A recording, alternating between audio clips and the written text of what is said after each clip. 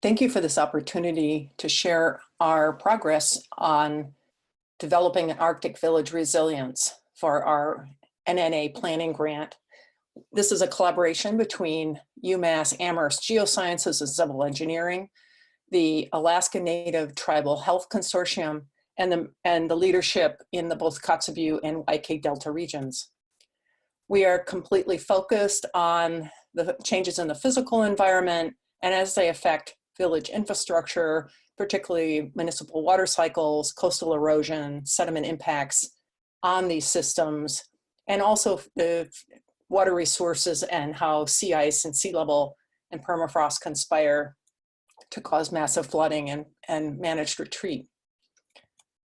Our conversations so far have involved through the leadership of James Tempte at the ANTHC, getting us in connection with people who are members of Manilak Association, NANA Corporation, the Alaska Coastal Hazards Program, and as well as the Association of Village Council Presidents in the YK Delta region.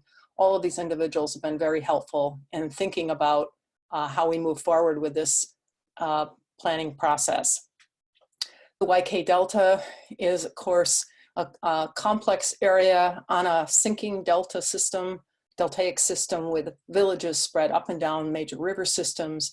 A lot of the coastal flooding, river flooding associated with this area is the same as what's happening in the NANA region with many of the villages there. So there's very common sets of problems that we hope to approach.